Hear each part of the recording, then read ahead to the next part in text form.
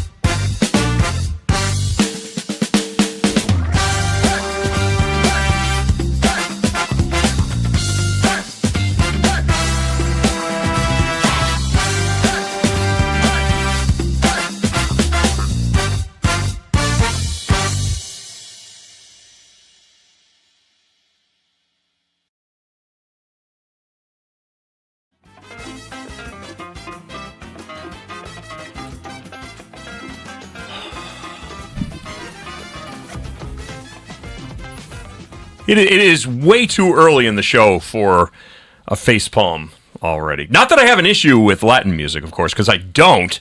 I actually really like to listen to it when I cook, because I heat things up in the kitchen, but we're not quite there yet. All right, welcome to Granite State Live on this beautiful, stormy, soupy, man, if you've been outside in the past, hour or so, it is like walking into a sauna out there. It is just nasty and humid, and man, it feels like South Florida out there. So maybe, I guess, our bump music here was actually appropriate. Not bad. The first day of July, 2025. Great to have you along on this Tuesday evening. I am your host, Keith Hansen, the unapologetic contrarian conservative, never apologizing for my Christian faith, never, ever apologizing for, being just the outspoken conservative that just pisses people off. Suck it up, buttercups, because we are just getting started. Got a great show coming up for you tonight. I don't know, at some point here, my co-host, Julian, just walked out of the studio. If that was a protest, or did he have something that didn't agree with him? I mean, what's going on here? Oh, he's going for another Yingling. Oh, I get it. Okay, Julian's going to be coming back in here in just a second. We've got a lot of stuff. Oh, look at the hey, Julian, come on, get in here. Do your introduction. What the hell is this? You're on vacation already. Sorry. That's okay. Make it happen. Back in the chair, guys. Host of the Blue Collar Intellectual Podcast, ready to piss some people off today. It's just had a bad reaction to my medication. Oh, okay. Well, you're all right? I mean, you don't have to call you an ambulance, right? No. I'm okay. good. All right. Got a great show coming up for you tonight. We're going to be talking budget here in just a little bit, plus some interesting breaking news today that, unfortunately, we're just not in a position to really get into right now. But we are going to be spending some time on this next week and the week after. Of course, New Hampshire Supreme Court, the Conval ruling coming out today. New Hampshire Supreme Court ruling that education funding is inadequate, but won't order the state to pay it. This is going to be a hot-button topic, and I'm going to tell you, coming up next week, we're going to have some people on the show that I think are just about fed up with education funding in this state. Of course, 85% approximately of your tax dollars go to support your public schools. And of course now, $7,300 is the per pupil adequacy grant. And that's not enough money, according to people like Andrew Volinsky, who of course, want to have an income tax and a sales tax and a mileage tax in the state, so that we can pump up the per pupil rate for $50,000, $60,000. Of course, making sure that we're paying the leftist teachers in the state to indoctrinate your children into transgenderism and DEI and everything else like that. What's amazing, though, is that the $7,300 per pupil adequacy grant is right around the same price that, wait for it, private schools, classical schools, and Christian academies are actually charging. Interesting how these organizations can cut out all the bullshit, they can cut out all the fluff, and they can do a really, really good job of educating kids for right around $8,000 a year. But your public school systems can't do it. Here's what I want you to do when you're driving through the beautiful state of New Hampshire. Look at the police departments, look at the fire departments, and then look at the schools. You will see police departments that are operating literally out of ramshackled garages. Oftentimes the basement or the back corner of the fire department. But yet, what is the multi-million-dollar shining beacon on the hill? Your public indoctrination center. You got it. So we are going to have a lot of conversations about this because I'm telling you right now, people are pissed off. And if you're actually ready to put your money where your mouth is, no pun intended, well, I think you're going to like what's going to be coming up next week because we're going to be talking specifically about how you can push back. And I'll tell you, this is going to ignite a movement in this state. At least I hope it does. Unlike so many other things that should ignite movements but don't adequately motivate people to get out of their Barkle loungers and actually make a change. So hopefully this lights a fire under your ass and you decide to get out and do something. So we're going to be joined here in just a couple of minutes by New Hampshire State Representative Republican representing Merrimack 3, Bryan Morse. He's going to be joining us in, again, just a couple of minutes here. And then we're going to move on to a couple of other topics here that I think are going to be pretty interesting. Number one, the big beautiful bill and the U.S. economy heading towards a very uncomfortable summer. As a matter of fact, today, headline from the Financial Times, U.S. dollar suffers worst start to year since 1973. Are we in the middle of an economic slump? Well, there's some people certainly that say that is the case. Are we on our way to a recession? Well, of course, isn't that what Republicans are always accused of doing? Driving the economy. It's going to be a recession. It's going to be World War III. Blah, blah, blah, blah, blah. There's going to be, it's going to be pandemonium and chaos. And yeah, okay. So we'll have that conversation with Gary Galls. He's a professor of economics at Pepperdine University and an adjunct scholar at the von Mises Institute. Von Mises Institute, of course, a very, very good friend of the program. Coming up in the third segment, that'll be at the 8 o'clock hour, going to be chatting with Mandy Gunasakara. We're going to be talking about the deep state striking back. Traitors and saboteurs working in the Trump administration. Of course, we'll get into it about what's his face there? Oh, who's the freaking drug addict? Elon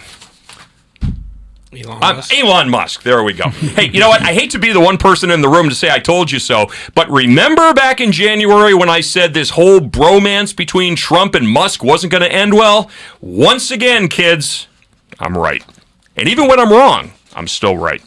Then coming up in the fourth segment, boy, I'll tell you, Kelly Ayotte's campaign slogan, "Don't mass up New Hampshire." Well, I think that's exactly what's happening down there in New York City. Have you happened to see this here? Zoran Mamdani. Okay, he's the avowed socialist who is now positioning himself to be mayor of New York City. They're going to have a socialist mayor. Hey, he wants state-owned grocery stores or city-owned grocery stores where they take the profits and and they put it into a grocery store because, when government creates an option, it doesn't always immediately seek to start pushing out the private sector. As a matter of fact, if you pay attention to exactly what he was talking about in his video, he talked about how they're going to create their state-owned grocery stores, and then immediately was like, we're going to go through the private sector and we're going to hit them hard and force them to pay for it. And I'm like, and there it goes. Yeah. Like always, Soviet solutions will get you Soviet problems right there. Well, hey, the problem with socialism is that there haven't been enough smart people to get it right. Just give it one more chance, and we'll get it right. Ain't that right, Andrew Volinsky? Ain't that right, Ray Buckley? Yep, we just got to give you one more opportunity, and maybe you'll pull your heads out of your cravens and actually get it right this time. No, I don't have any faith in that. To be honest with you, I don't have faith in much in politics anymore. I don't have faith in the Republican Party to actually take the win and carry it forward. Yep. And to be honest, I don't really have a lot of faith in the Democrat Party either right now because these people could screw up a cup of coffee. Man, I thought the people that worked at Dunkin' Donuts were incompetent. Holy crap. Now you got the Democrat Party that still can't recover from what happened. This is the opportunity for Republicans to actually get work done, but never ever underestimating the ability of the Republican Party to snatch defeat from the jaws of victory. I don't have a lot of faith. I don't know. Maybe our first guest will restore my faith and my hope, at least in the New Hampshire legislature, but I don't know. That's a pretty tough order. Republican State Representative representing Merrimack District 3, Bryan Morse, joining us in studio. Bryan, great to have you. Great to be here. I hope you're okay after that intro, because I just, every single week that goes by, I just get more and more. I used to be amused, and now I'm just disgusted. And now, as far as I'm concerned, they all need to be crucified. So, I don't know. Change my mind on this. What's going on here with, especially with the budget? There is a lot of good stuff in the budget, and there's also some bad things. Preferably, I got some really good stuff that was more or less kind of hidden until recently. Okay. I do want to say one thing. Mm-hmm. Congratulations for actually getting something right. Not you, but I mean just in general. The Republican Party in the state of New Hampshire. Thank you for doing away with the vehicle inspections. I think that is a fantastic move. I found it very amusing that Donald Bolduc wrote an op-ed in the NH Journal excoriating that decision and saying that, I mean, this is a public safety issue.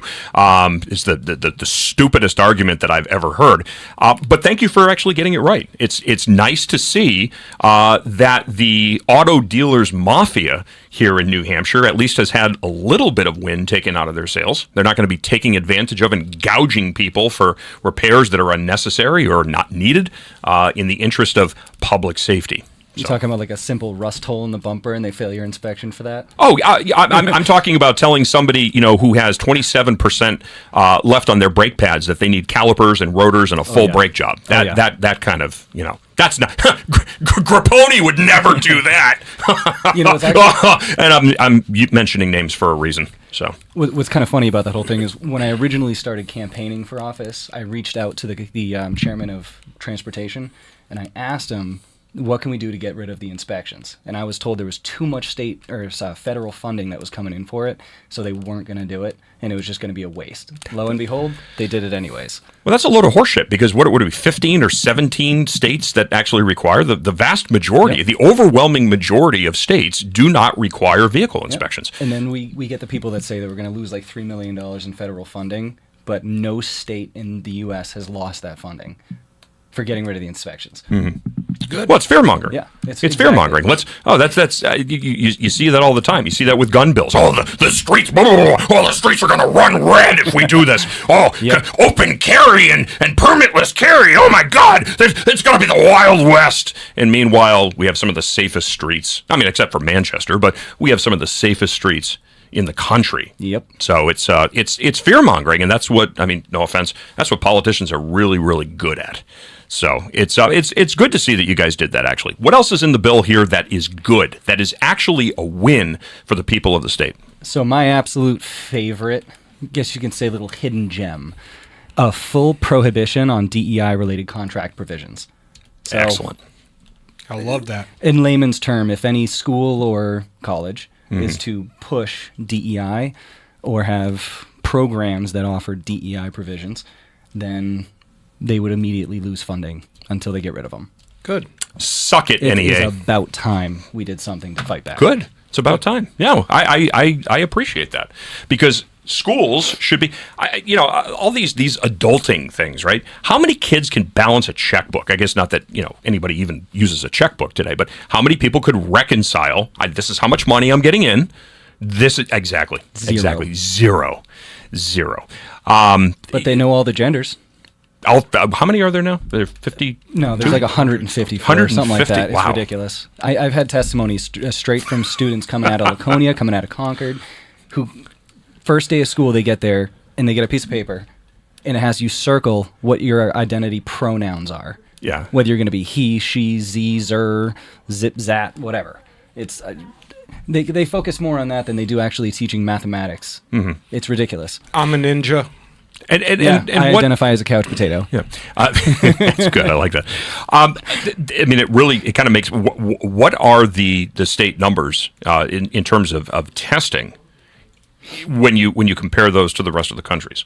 how are the students of this state stacking up when it comes to reading and writing and arithmetic? How many of these kids could identify, the whole Israel situation? How many people could find Israel on a map? Well, considering our proficiency scores are hovering around 50% for national, that kind of goes to say that our schools are failing our kids. I mean, with all the money that we spend nationwide on schooling, and we're sitting at 50% proficiency scores on average, that's ridiculous. What's more insane is that Wait till we're you hear about actually mine. at the. What's crazy is we're actually at the top of that list of all 50 states.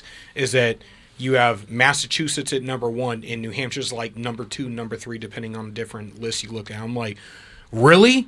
With our proficiency scores this bad, it around 50%, you're telling me that we're at the top? That is sad. That is horrible for the state of the country. And we wonder why the vast majority of people in the country can't qualify for military service, which both you and I served. So, and we had a great conversation about that this weekend. It's amazing to me how stupid the average person is. And I just talked about in my podcast earlier today with my guest that the vast majority of people, when you walk up to them on the street and you ask them a question, who are the last 3 presidents? Who's your state representative? Who's your federal representative? Who's your governor? The vast majority of people can't tell you. Like, hell, it can't tell you basic history, can't tell you basic government, civics, can't tell you basic math problems. They have no idea what it is. Just we're failing our republic. Well, At you around watch $21,000 a kid. these man on the street videos, and I think that they're and these people laugh. It's funny, from whom did America gain independence? And France, they don't know. When was the Declaration of Independence signed? They don't know. Mm-hmm. It's not funny. It's disgusting. Yep. It's shameful, and it's almost. I'm going to go way out here on the conspiracy theory limb. It's almost like it's orchestrated demise because, I don't know, take a page from history. The Roman Empire, in order to gain the ground that it did, made sure that the ruling class spoke a different language. We keep people in the dark.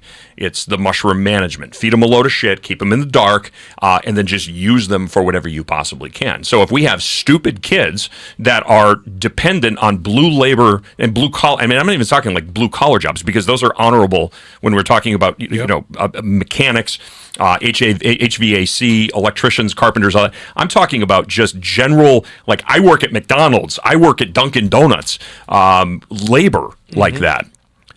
You're not even qualified to do that. You can be a barista. Congratulations. Outside of that, you're going to get replaced by AI. So it's almost like it's orchestrated demise. Yep. You're not wrong there. What's actually kind of funny is I spoke with one of the members of my school board the other day, specifically about our proficiency scores, because my district, guess what it is? Guess what our proficiency scores are for $21,000 to $25,000 a kid? You're Franklin, Northfield, or Franklin. what? Just Franklin? Yep. 45%? I would say you're probably in the lower 30s. 14. Whoa! Holy 14. shit. Yeah. And you know what I was told the way to fix that? More money. Oh, that's one. More money. Okay. But dumb down the test scores. Dumb down the tests. So that students can pass. Yeah, so not 14. Because that's how they get funded. 14%. Oh, yeah. How much are they paying these teachers? Around $44,000, $45,000, give or take. Fire them. Fire them. We need to reallocate funding. So the problem with Franklin is that we spent $600,000 on DEI specialists, and they say it's grant funded, right? Yeah. But you're talking to school. Let's say there's like 700 and something kids in our school, all at around $21,000 a piece. I think our school, if I can remember right, I think it was around $10 million is what we're getting from the state, and we're spending $18 million. I have the numbers at home. I can get you guys more information. That's insane. That's insane. Disgusting. That's insane. 14%. Yep, and the superintendent said they're paying $6,000 for out-of-state curriculums, but yet a wife of a school board member gets $100,000 a year. She's a curriculum specialist. For those who didn't catch that their solution is not to increase proficiency. Their solution is to dumb down the testing so more kids graduate and more kids get high scores on the testing, which doesn't equate to efficiency, but it does equate to making them look better when they're being reviewed so they can get more funding. Look at what a great job we're doing. Yeah. If you look at how schools are funded these days, it's off graduation rates and it's off how many kids they send to college. So you're giving the impression to the universities these kids graduate from that they get high test scores and that they're proficient in what they're studying. And then they go to college and they're going to have to take remedial courses unless the university does the same thing. And guess what? We have multiple reports coming from universities across the country telling us that they're dumbing down testing, and the average person, the average, I don't know, 500 freaking pronouns there are out there that go into these schools. They can tell you every pronoun under the sun and every DEI initiative. They hate America. They don't know basic history, basic civics, math, reading, science. They're stupid. They're stupid. They're illiterate, and they have to take remedial courses just to even be in Chemistry 101. But I'd be willing to bet you there's teachers out there that want to teach them how to put on a condom and give a same-sex partner a hand job, because that's the kind of thing that's important in schools today. That's what you have to know. You have to understand that, we can't be hate mongers. We have to understand. And this is the school porn. This is the school porn bill that we were going to be talking about. But this is how you create communists too. Yeah. But this is here I was furrowing my brow a moment ago because I was thinking about where have I seen this movie before. Idiocracy? And no, I don't mean an actual movie. I'm talking about this plot, this concept. And of course, I know the answer to this. This is, if you remember the restorative justice programs, 2012, 2013, 2014.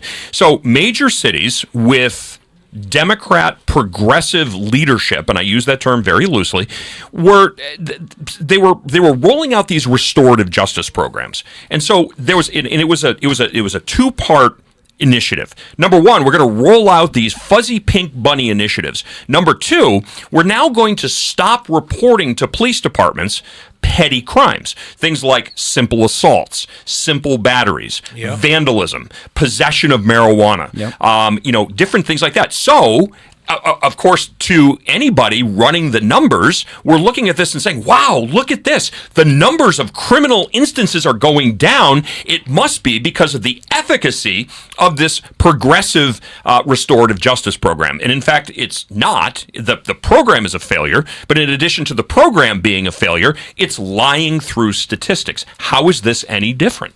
It's not. It's the same thing. It's amazing. I can figure it out. Why the hell can't other people? Is it that hard? For some. Tell us about House Bill 324, the school porn bill.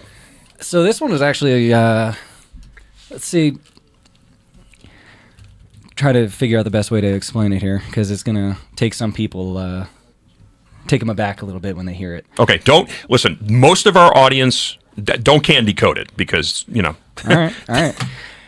So NEA New Hampshire and they don't need the calories. Teachers unions and everyone, they opposed this bill by saying it was nothing but a book banning bill, right? A book banning bill, like we're going back to Nazi ages and just stripping people of their books and then crucifying them, etc. No, that's not what this is. This bill adds due process, so if parents or anyone really doesn't like a specific piece of material that's in a school library or being taught in a school, then they have a due process to be able to get that removed and make it public. Right, so in something like 20, 25 different schools so far, we have found porn in schools. And I can show you some pictures because I still have them from when we were in committee. Male-on-male oral sex, female-on-male, female-on-female, adult and child. Yeah, wrap your head around that one. So when I had mentioned earlier about but there are teachers out there that would want to teach your kids how to put on a condom and give a same-sex partner a hand job. I'm not being facetious, and I'm not just being sarcastic for the sake of shock value on a podcast. We're talking about, and I mean literally and figuratively, they're graphic novels, they're cartoon books, they're like comic books, and these comic books and these cartoon books are. I don't know if we can zoom in on this or not. Juan, can you do that? I got more too. Okay, can we zoom in on that? I don't know how well you're going to be. Yeah, I don't know how well I can see it. That's a boy giving another boy oral sex. That's someone slitting their wrists. Yeah. It's these are graphic novels. That's how they're getting away with it. These are the graphic novels that are teaching your children to be tolerant, that there's absolutely nothing wrong with performing fellatio on a same-sex partner. And this is what your children are being paid to. Oh, this is lovely. Yeah, it's another one. Yeah. So pretty good. I mean, it's a graphic novel, and it is definitely graphic. I took those when we were in education committee because I am on education administration and policy. But this is what progressives think is appropriate to expose your children to. And and again, I have asked this question many, many times. 833-603-8255. If you support this, I would like you to call into the program and convince me why, number one, that grade school children need to be taught this filth. The first thing before you get into that is, I want to know, what is your obsession with children and sex? Because that's the one thing I've noticed with Democrats. They love mixing children and sex. It's almost as if there's an obsession about this. I mean, look at what they're doing across the country here, where they're trying to say that pedophiles are minor attracted person maps or something like that. It's ridiculous. Yep. So yeah, we got to fight back. We can't let this stuff happen. That's the whole reason I got involved with politics. Because to be honest, I never wanted to be in this position. It's a lot of work. I'm working full time. Right now, I guess I'm working around 60, 70 hours a week, with this being my second full-time job. It is a lot, but it's worth it. I mean, I got two kids at home, 10 and 7. They're both in a charter school because, well, when they were in public school, they were bringing home books about narwhals identifying as unicorns. And I know that's, nothing crazy, right? But look at the ideology as where it's coming from. You're going to identify as something that you are not. Brian, we've only got literally about 45 seconds left here, but I did want to ask you, how much of this budget is going to be targeted if, God forbid, and I'm forecasting this now, that the Republican Party is going to wind up losing, they're going to get shellacked in 2018, and then there's a whole bunch of things. I'm sorry, did I say two? Yeah, because that's what's on the brain, right? 2018. That's exactly what happened, courtesy of Wayne McDonald and his cabal of losers.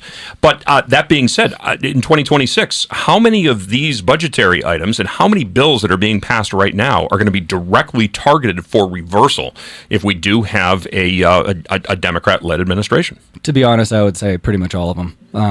Everything that we're trying to accomplish to be able to fix our schools and set our kids up for success is going to be undermined and destroyed. Yep. Right? They're going to be pushing DEI and CRT. They're going to be doing things that we can't even imagine. Well, lots of taxes and sexualizing your children, because those are the things that just put little warm fuzzies in the bottomless black souls of Democrats. All right.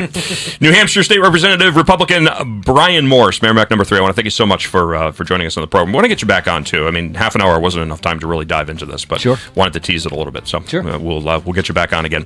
All right, going to take a very, very quick break. When we come back, we're going to talk to Gary Gallus from the Pepperdine University, adjunct scholar at Ludwig von Mises Institute. Going to be talking about that big, beautiful bill. Much more coming up right after this. Don't go away.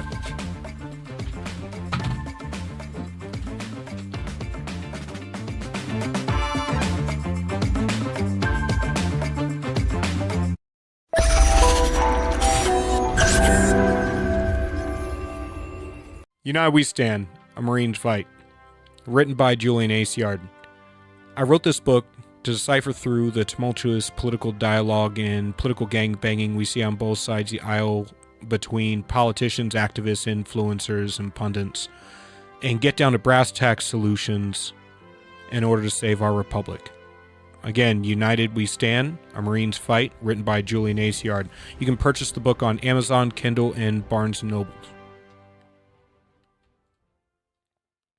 Would you rather spend time with family and friends in the pool or at the barbecue rather than landscaping your yard? Well, Augusta Lawn Care is here to help you with all of your landscaping needs. Proudly serving southern New Hampshire, we handle everything. Weekly mowing, spring and fall cleanups, bush trimming, mulch installs, lawn treatments, aeration, dethatching, and even snow plowing and salting when the dreaded winter hits. Call Augusta Lawn Care today and let your yard be the best looking yard on the block. Call 603-331-4768. Augusta Lawn Care, locally owned, professionally done.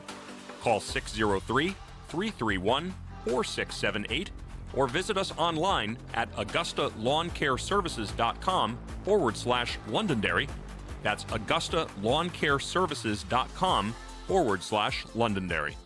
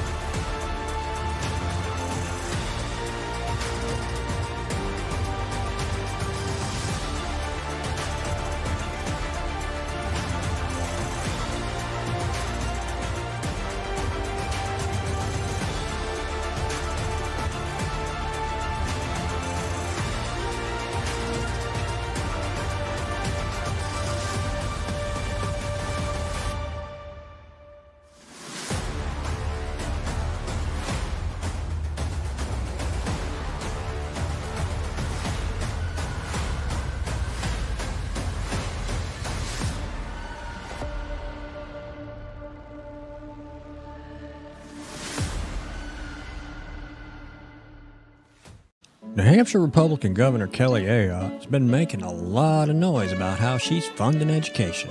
The Republican budget she just signed provides more money for education than ever before.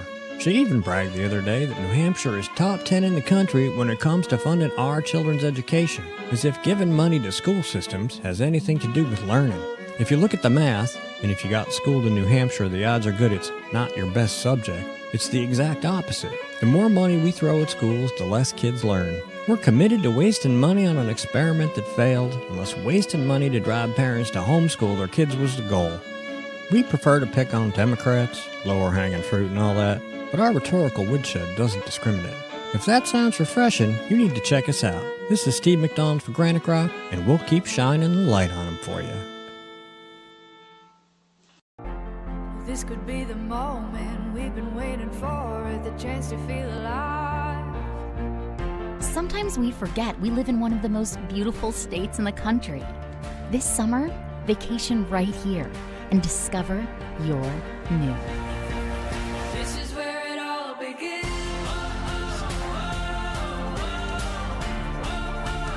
This is where it all begins.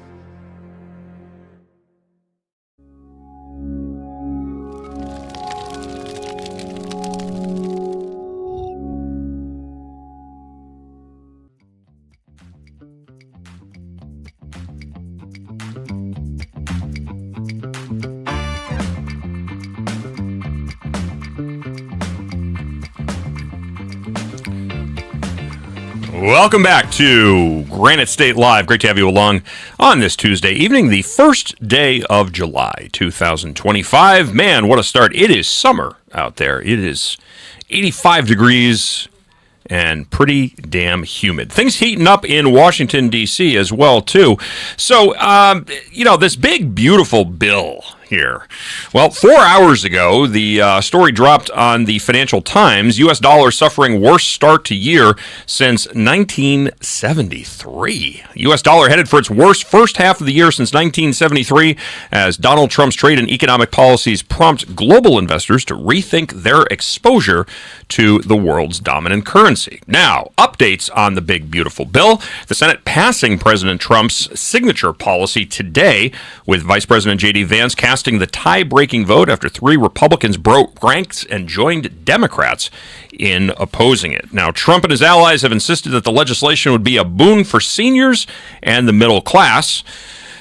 Well, whether or not that's the case, that remains to be seen. Of course, both sides of the aisle now digging in their heels, arguing for what they feel is either going to be a good bill or a bad bill. So, to get some perspective on this, we've invited the professor of economics at Pepperdine University and the adjunct scholar at the Ludwig von Mises Institute, great organization, and a friend of the programs, Gary Gals, joining us on the video line. Gary, thanks so much for jumping on.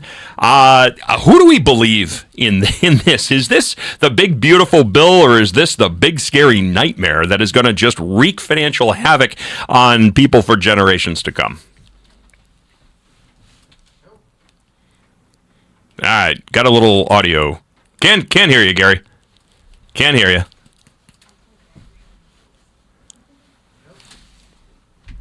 Gary, he can't hear you, Gary. Uh-oh. All right. So we're going to work on getting Gary connected here. One of the big things here is cuts to Medicaid.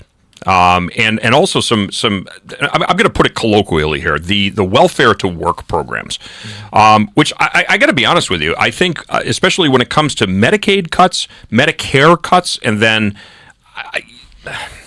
not to seem like a heartless, insensitive conservative, but I mean, again, these things cost money. So as far as I'm concerned, I think that there should be an examination as to where we can cut costs, specifically as it relates to people who may be able to provide for themselves or at least to carry some of the financial burden without having the government have to stroke the check for the entirety of the pot.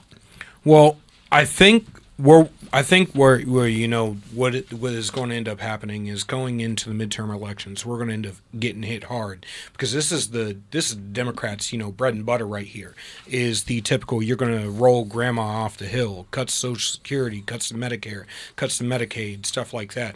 And I don't think when Republicans made these cuts that they marketed or explained why they're making the cuts, how they're making the cuts, and whether it's going to result in a cut in services for the average person who's receiving Medicare, Medicaid, so on and so forth, and what demographics aren't going to be receiving it. Because I think that's where you end up getting the explanation that the average person might be like, oh, well, I see where they're coming from with this.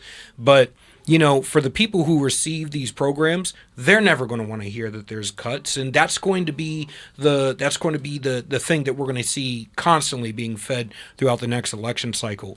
And I've often said it that the GOP is dismal when it comes to explaining the bills, especially highly contentious bills, and what we're planning on doing and why we're planning on doing it, and marketing those solutions to the average person who doesn't have the time to spend a couple hours a day watching Newsmax, Fox News, tuning into podcasts, so on and so forth.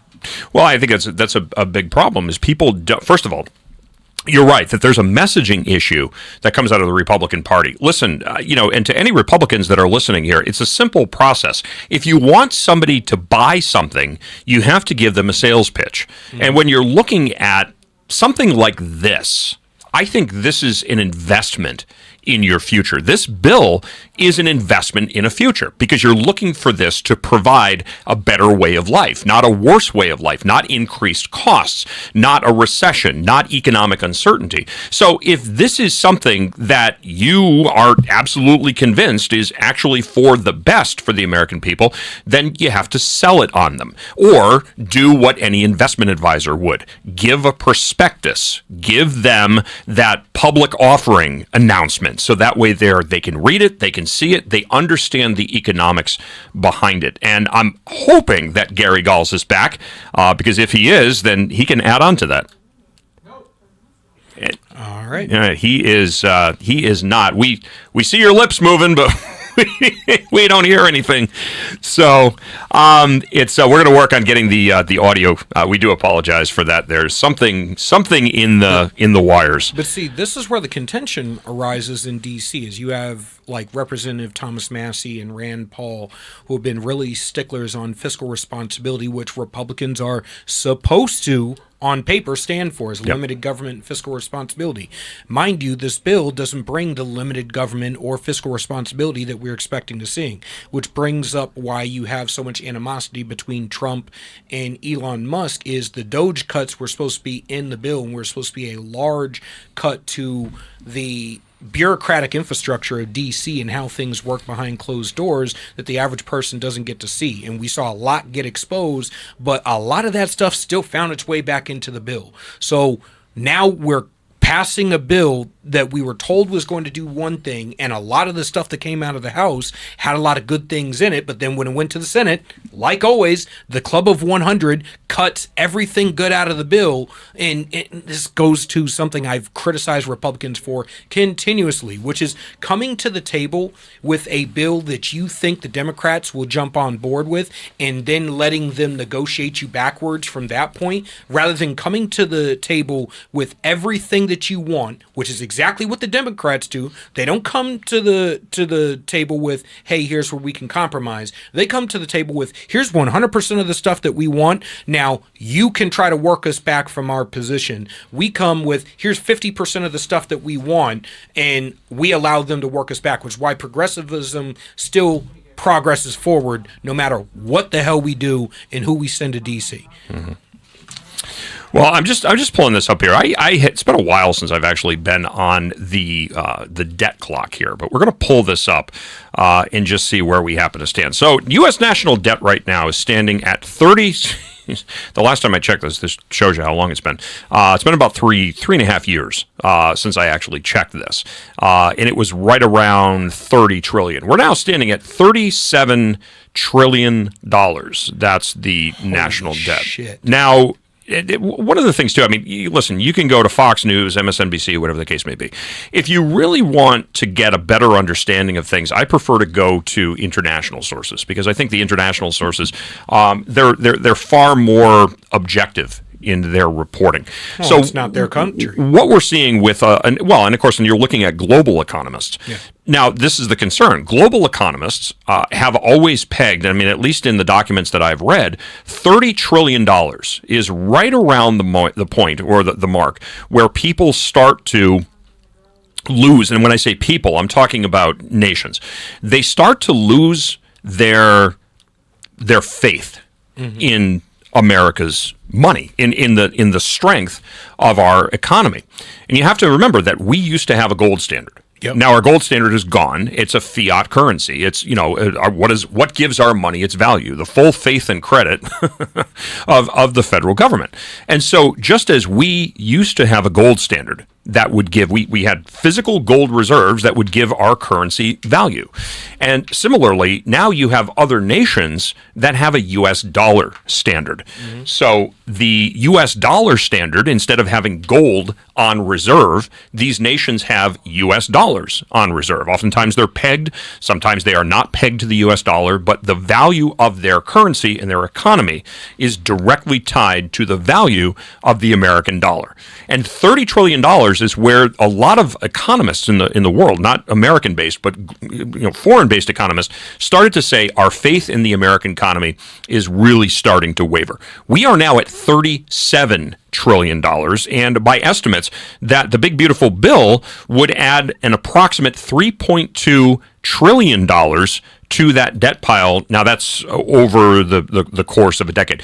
We're now at, or with this, adding that to the pile, would be $40 trillion in debt. And here's the problem, is you devalue the dollar, and that destroys our ability to trade with the rest of the world, our ability to be the reserve currency. And you already see BRICS in China specifically maliciously trying to move the rest of the world off the U.S. dollar as the reserve currency, which is absolutely going to collapse our economy if we are no longer the reserve currency of the world.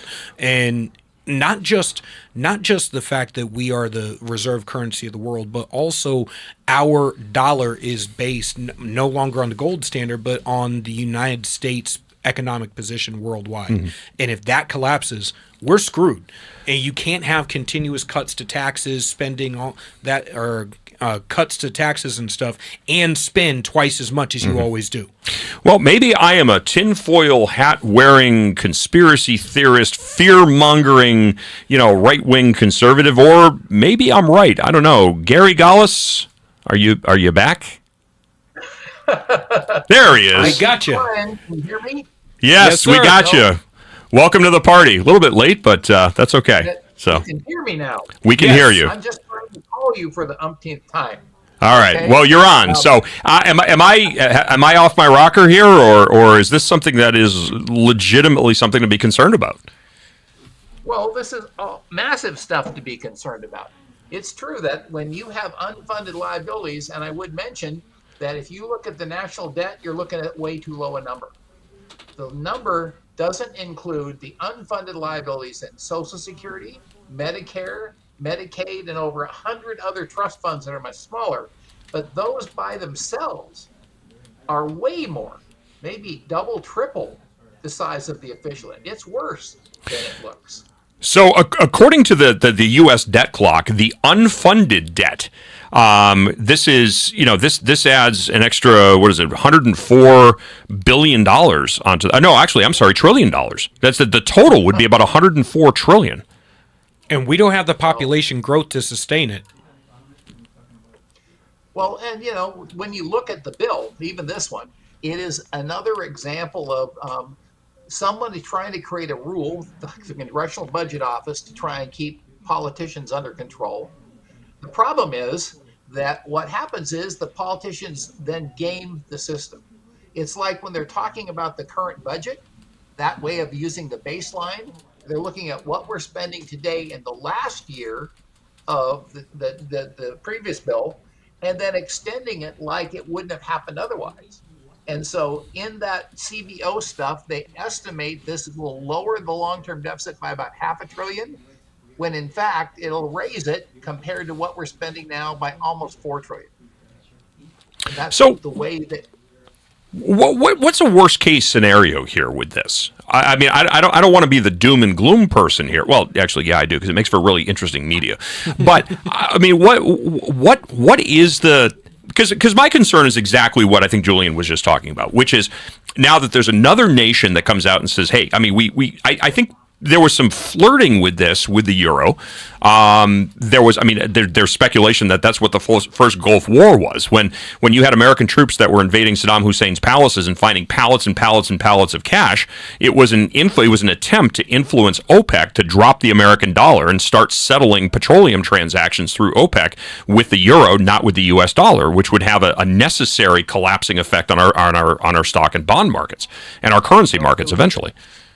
It certainly gives us fewer degrees of freedom to be wasteful at that point, because people don't trust us.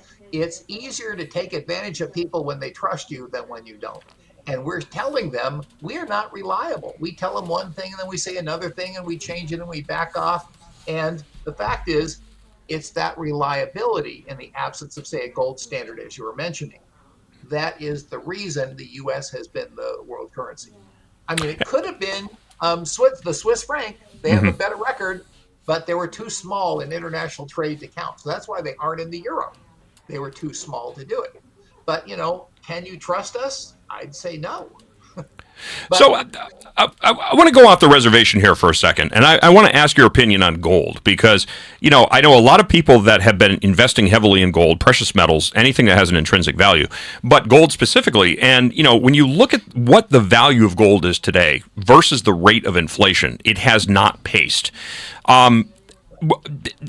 Is gold an undervalued asset right now, or would you expect that this is something that we would start to see experiencing a surge in value over the next couple of years, especially in light of this bill? Well, it's a historically reliable source of value, primarily because, it has other uses, and in economics language, it has a very inelastic supply. It is hard to make more gold very fast. So if there's inflation, what happens is people are willing to pay more of those inflated dollars, which means gold prices rise. So there's simply a protection against government ripping you off. Land is much the same, right? There's a given amount of land. If there's inflation, people pay more dollars for the land. It's a way of protecting yourself against that.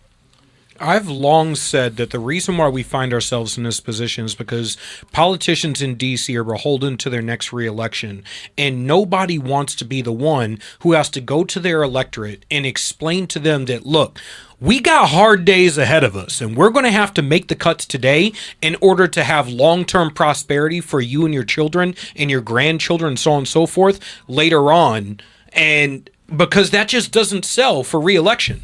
The reality is that we're in this position where election cycle after election cycle, each group of politicians go to D.C. and each Congress find themselves basically in a position where they, in order to get reelected, they have to lie to us.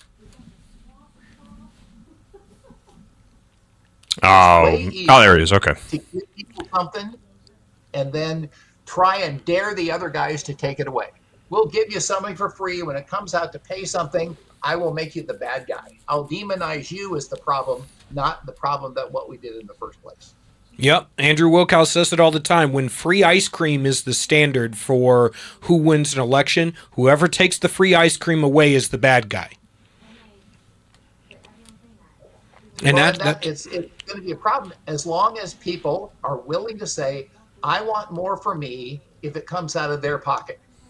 As long as that's what we will vote for, we're going to continue to have this problem, right? It takes a moral argument to say, look, this isn't right to rip off later generations the way we're doing it, right? We're not there, that's for sure.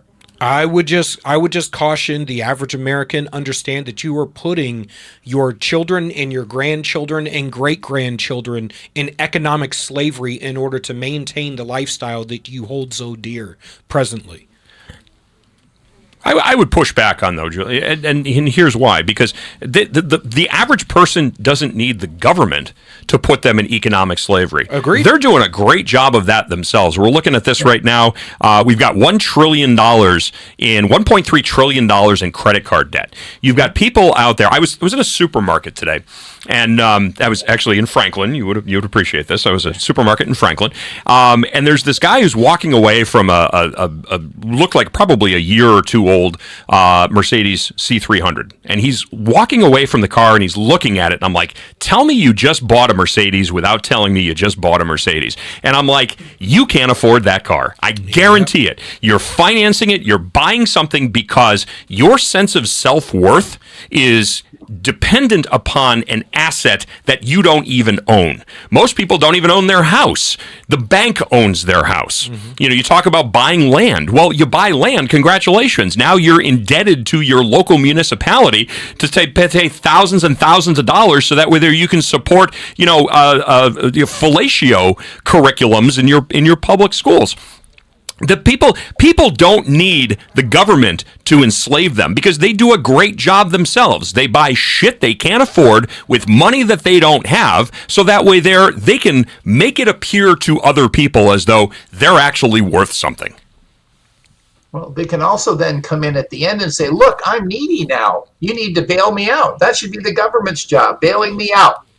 Well, whether it's student loans to go to take majors that nobody wants to employ you with, they basically say, we're going to bail you out everywhere you look. And COVID made it worse. I mean, as a teacher, these students got used to saying any excuse on earth would work, right? They'll give you higher grades, they'll do whatever, and they come into school, they don't attend worth beans, they don't do the work.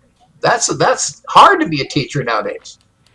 Problem is we can't repossess useless degrees. That would be great if you could, but I would love to see the government actually go after the student loan industry as predatory lenders, the way they went after the payday loan industry back around 2005, 2006, when you had these payday loans that you'd borrow $1,000, and by the time everything was said and done, you'd spent $6,000 or $7,000 in interest. And I think that's a perfect example. You have if I want to go to the bank and borrow $100,000 to expand my business, which is profitable, by the way, I'm going to have to generate so much paperwork. It's going to be such an onerous process. It's almost not even worth doing it. But yet, if I want to go to a bank and get a loan, so that way there I can get some useless degree in, African transgendered underwater basket weaving. Oh, here you go. Here's $100,000. You don't have a pathway to be able to pay it back. In fact, chances are you're never going to pay it back, but we're going to give it to you anyway. And then what do the colleges and universities do?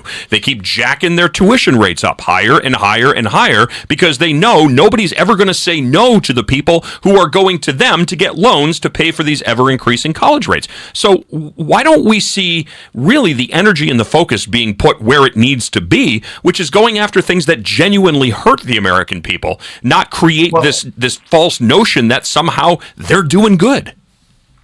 Well, the problem is the federal government basically changed the industry and said, no more private student loans. Everything goes through the government now. They are the predatory lender. The government is not going to shut down things they're doing that they took it over to do. They did it so they could buy votes by saying, hey, you have a lot of debt, right? Let's not look at how wise your choice is, where you go, that you do that, and you're having trouble making ends meet, right? It's, I'm going to bail you out. I'm going to forgive your loans. There's, they have a time payment plan that if you don't make much money, you don't have to pay much back. I know my son wishes he had been in that, but he is too moral and he's paying back his loans. But then there's a person with actual sense of personal responsibility, but most people wouldn't do that. Most people, if they walked into your house and saw a $100 bill on your table, they would do a couple of looks before they picked it up and slipped it into their pocket. So, conscience and morality is something that is, I shouldn't say slowly, is rapidly disappearing from our society. So why would anybody? No, I'm entitled. I have a pulse and I walk upright, and God damn it, I'm owed something. So I want my money and I want my tuition and I want my handout, and as long as me, and if I can't get it, then I'm going to just put myself in self-imposed debt by buying things that I don't need with money I don't have. Well, we make stupid choices. The problem is the government, compared to us, cares less about us than we do. It knows less about us than we do. When they take money out of our pockets, they spend it worse. We might spend it badly, but they spend it way worse. Think of how much the government spends trying to stop us from having voluntary relationships with one another. Minimum wage laws, all these regulations. They're spending money to keep us from doing what we want to do. That's not just not worth as much. It's worth a negative amount in society. Right? Counting government spending as if it generates the value that you spend is a really all-time stupid assumption. I can't believe it's already top of the hour. We're getting the music. So unfortunately, Gary, we've got to pull the plug on it. Gary Gallus, professor of economics at Pepperdine University, adjunct scholar at the von Mises Institute. You can check them out at Mises.org. That's Mises, Mises.org. Gary, thank you so much for jumping on the program. I appreciate it. I'm glad to know that at least there's one other person that's got a degree of economic common sense out there. Godspeed, brother. Thank you so much. Thank you very much. Sorry about the mic problem. That's quite all right. We'll get you back on again, though. We'll make up that lost time. I guarantee it. Okay. Thank you again. All right, we're going to take a very, very quick break. When Granite State Live continues, we're going to check in with, we're going to tease.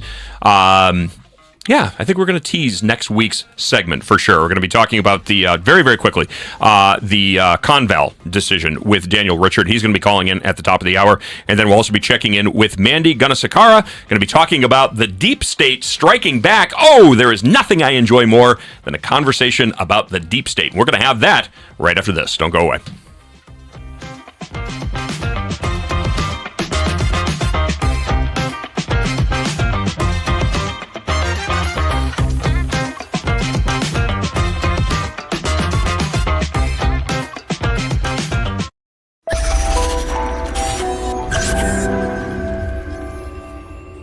United We Stand, A Marine's Fight.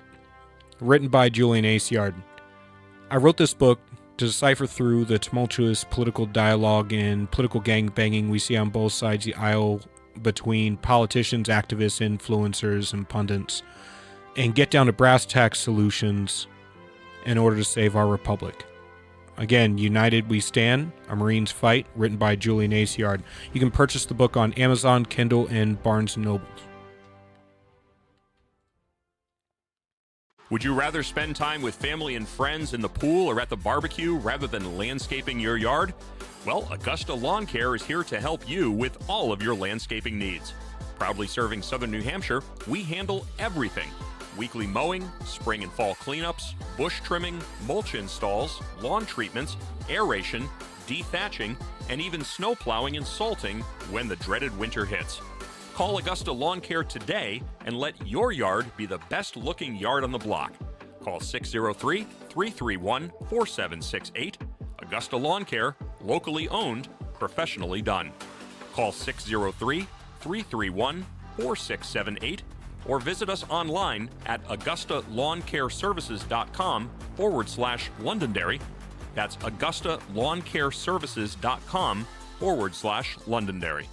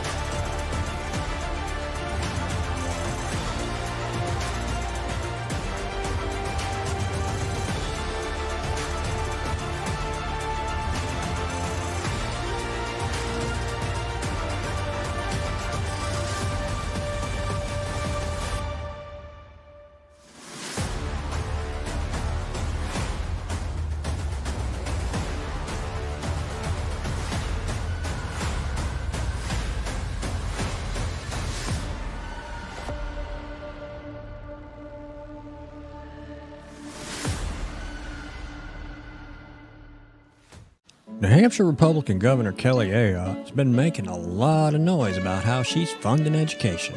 The Republican budget she just signed provides more money for education than ever before. She even bragged the other day that New Hampshire is top 10 in the country when it comes to funding our children's education, as if giving money to school systems has anything to do with learning. If you look at the math, and if you got schooled in New Hampshire, the odds are good it's not your best subject. It's the exact opposite. The more money we throw at schools, the less kids learn. We're committed to wasting money on an experiment that failed, unless wasting money to drive parents to homeschool their kids was the goal. We prefer to pick on Democrats, lower hanging fruit and all that, but our rhetorical woodshed doesn't discriminate. If that sounds refreshing, you need to check us out. This is Steve McDonald for GraniteGrok, and we'll keep shining the light on them for you.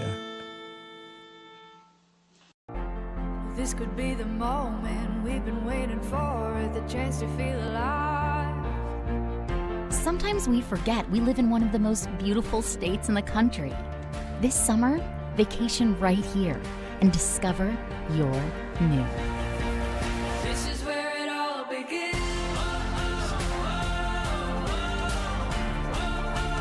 This is where it all begins.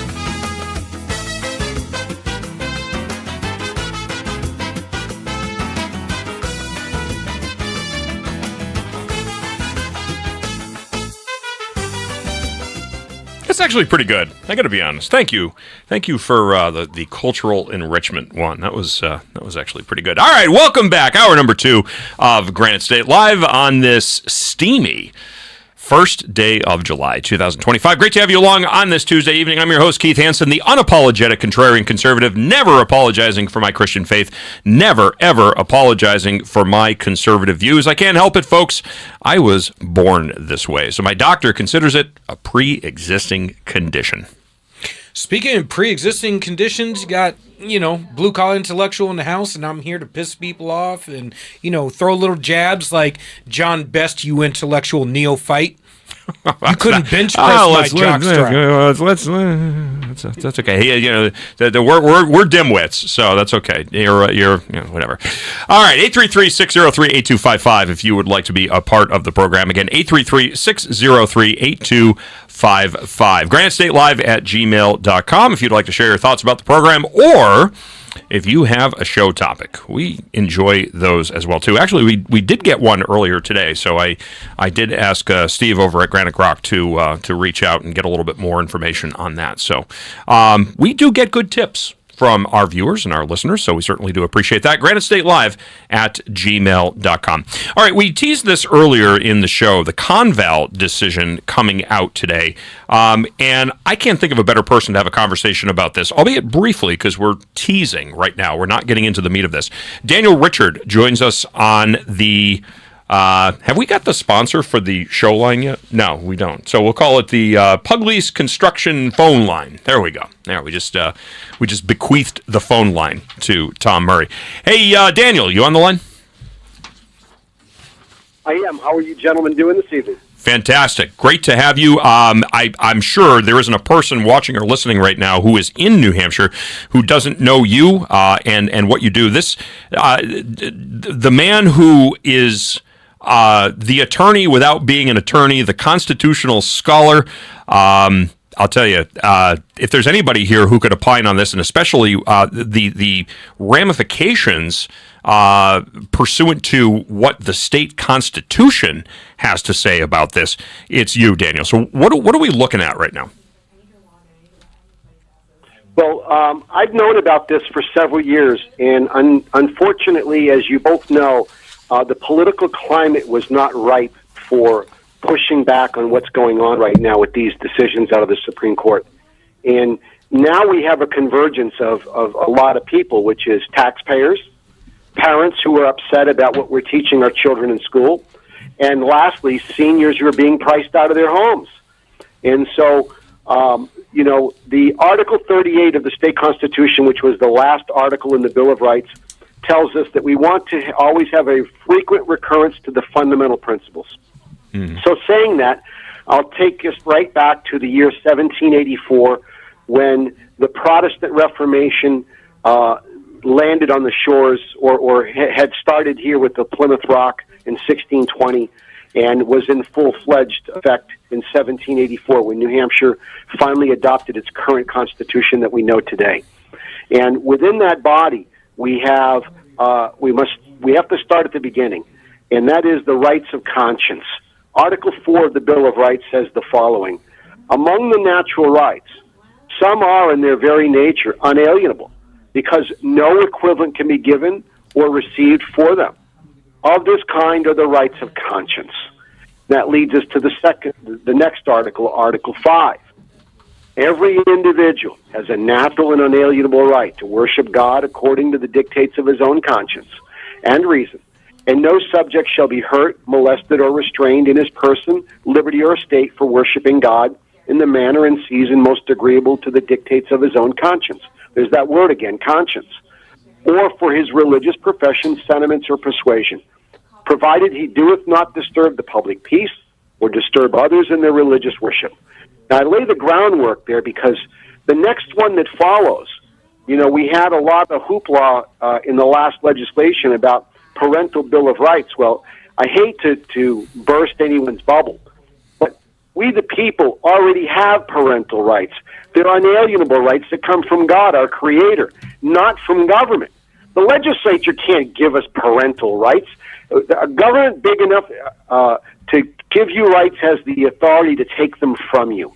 Amen. So, as well-intended as that legislation was, it still didn't solve the problem, because I'm about to prove my point. Again, back in the year 1784, there is a very important article, and for those of you who don't understand the Claremont decision, the Claremont decision was a decision in 1997, I believe. Forgive me if I've got the date wrong. I've got a lot going on, but either way, the point is we got a really bad decision out of the state Supreme Court where the judge in the case used the word cherish. He said the word cherish means that there's a tax mandate.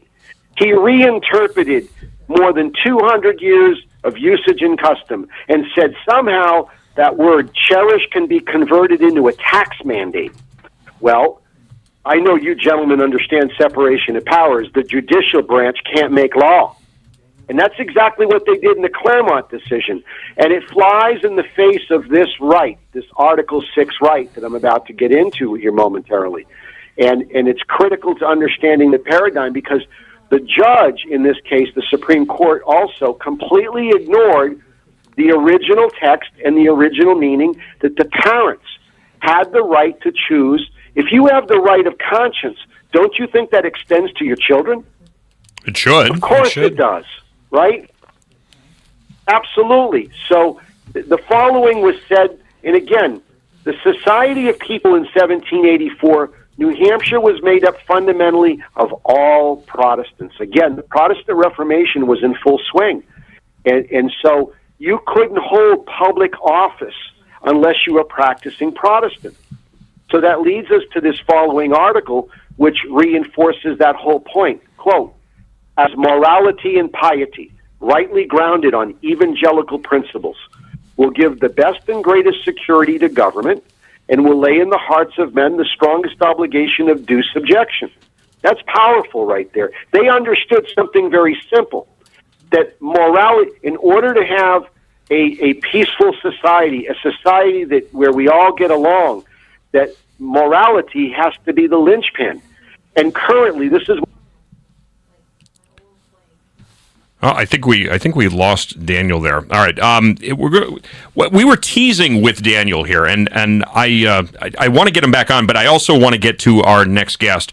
So I'm going to say if he calls back, we'll try to get him towards the tail end of the show here. Daniel is going to be doing an extended segment about the Conval decision, and I believe Tom Murray is going to be in studio next week as well too. So I'm going to leave that as a teaser for right now. My next guest, I wanted to have her on because one of the interesting things, of course, we know that there was of course, the Democrats saying that we narrowly averted World War III with the bombing of Iran, and Special Envoy to the Middle East Steve Witkoff called for an investigation into leaked preliminary U.S. intelligence assessments, claiming that President Donald Trump's strikes on Iran did not destroy 3 targeted nuclear sites. So there is a movement right now in Washington, D.C. to leak information, to undermine the integrity of reports that are coming out, and I think, to be honest with you, to use President Trump's term, to generate fake news, to create confusion about what is and what is not real. Joining us now is Mandy Gunasakara. She's the author of Y'all Fired, Southern Bell's Guide to Restoring Federalism and Draining the Swamp. Mandy, great to have you on the program. Thanks for jumping on. Yeah, good to be with y'all.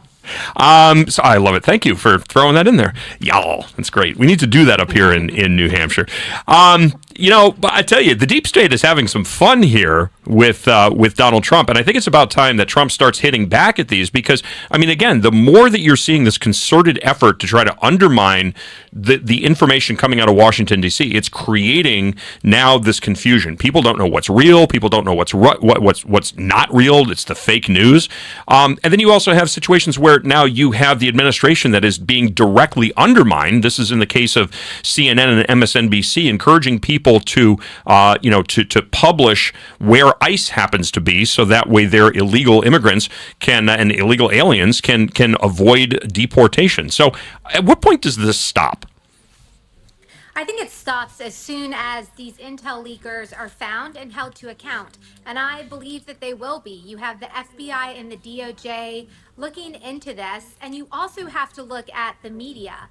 The mainstream media, is so wanting for a story to undermine what President Trump and his team of cabinet-level experts have been doing. They've been achieving the America First agenda that the president laid out and is coming through on numerous promises delivered, including making sure we do not have a nuclear-armed Iran.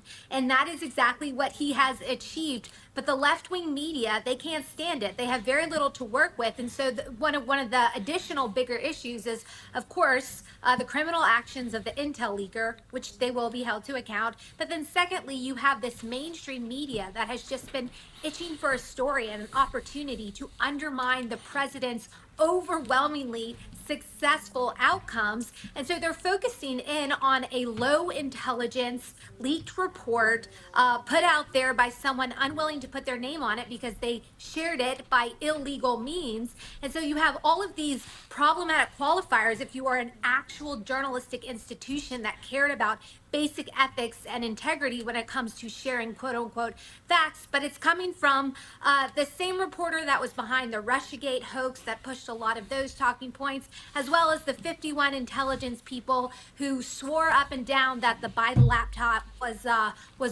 Russian disinformation, not actually from the president's son, that has all sorts of problematic evidence against the Biden corruption and their family relationships with that. So nonetheless, you obviously have the criminal act inside, but I think it will end as soon as this person is held to account, and they're going to have to make a big deal out of it. Otherwise, you're going to continue to see the deep state and people jump at any opportunity to share incomplete information. This is what the deep state does. They'll share incomplete information, not the whole big picture, with their friends in the left-wing media that want to make the president look bad.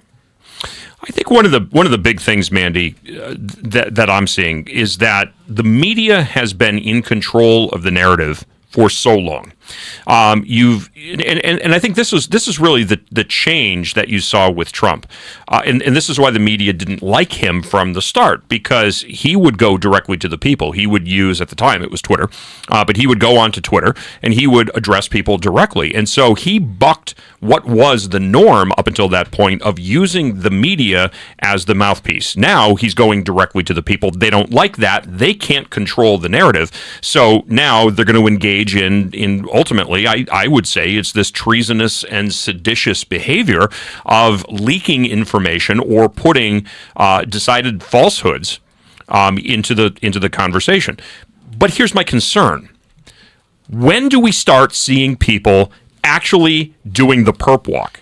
Because I got to be honest with you, until we start seeing people do the perp walk, Pam Bondi comes out and says, well, we've got all this information about Epstein, for instance. Okay, well, it's amazing. Ghislaine Maxwell gets convicted of trafficking, but yet nobody is held accountable for being the customer. We want to see people locked up. We want to see people locked up who are leaking information, who are deliberately and intentionally putting falsehoods out there. We want to see people held accountable. And we're not. And that's what people are getting pissed off about, Mandy.